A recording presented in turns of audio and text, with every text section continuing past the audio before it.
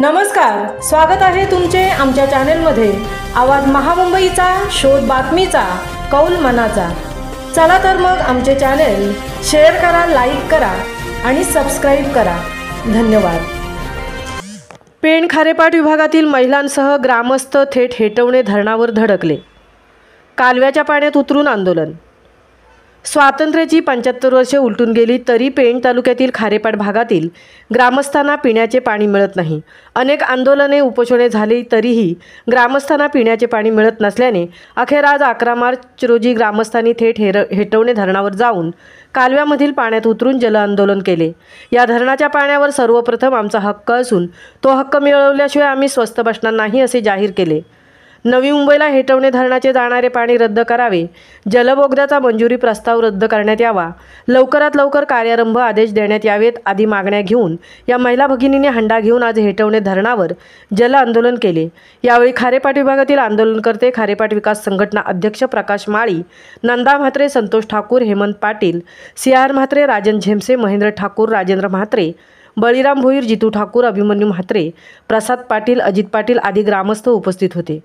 पेणच्या खारेपाट भागातील 767 कोटी रुपये शासनाकडून मंजूर करण्यात आले आहेत, मात्र आज 4 महिने होऊन देखील कार्यारंभ आदेश देण्यात आले नाहीत। मार्च अखेरनंतर हा कार्यारंभ आदेश आला तर पावसाळा येईपर्यंत ही प्रक्रिया पूर्ण होऊ शकत नाही। त्यामुळे यावर्षी सुद्धा आमच्या खारेपाट भागाला पिण्याचे पाणी मिळणे कठीण आहे आणि याला सर्वस्वी जबाबदार येथील लोकप्रतिनिधी आहेत याची आम्हाला लाज वाटते। मात्र आज आम्ही प्रशासनाला नोटीस देऊन या हेटवणे धरणावर जल आंदोलन केले असले तरी यापुढे कोणतीही पूर्वसूचना न देता आम्ही येथे येऊन जलसमाधी घेऊ अशा प्रकारचे सडेतोड उत्तर खारेपाट विभागातील आंदोलनकर्ते महिला व ग्रामस्थांनी दिले। आवाज महामुंबईचा चॅनेलसाठी तृप्ती भोईर, पेण। पूर्ण करून ग्रामस्थांना पाणी द्या। डिपार्टमेंटचे अधिकारी मात्र हेळसांड करतायत। 4 महिने झाले। तुम्ही महेंद्र दादा इंजिनियर आहात, किती महिन्यामध्ये दिली पाहिजे वर्क ऑर्डर? टेंडर पूर्ण झाल्यावर उघडल्यावर टेंडर उघडल्यावर काय जास्तीत जास्त 1 महिन्याच्या आतमध्ये दिलेच पाहिजे। कागदपत्र पडताळणीसाठी ठेकेदारांचा जो वेळ लागतो तो 4 महिने निश्चितच लागत नाहीये।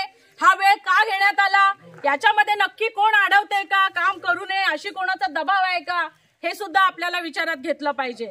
आम्हाला पोलिसांनी इथे येण्यापासून अडवलेलं आहे। मी बाबासाहेबांना पुन्हा एकदा इथून विनम्र अभिवादन करते की आजही रायगडमध्ये आमच्यासारखे लोक पाण्यापासून वंचित आहेत आणि ही दखल आपल्या लोकांनी सुद्धा घेतली पाहिजे। आज इथे आम्ही 500,000 महिला सुद्धा आणू शकलो असतो, पण आम्हाला माहितीये कोण कशी भूमिका घेईल। तर सगळ्या ज्या जबाबदार महिला आहेत यांना आम्ही फक्त इथे घेऊन आलेले आहोत। जे आपण खारेपाटातली आंदोलनं बघितली, 1000-2000 लोक त्या आंदोलनाला उपस्थित असायची। सगळी मंडळी माझ्यावर ओरडली होती की ताई तुम्ही असं का करता, जास्त लोक का नाही बोलवतात।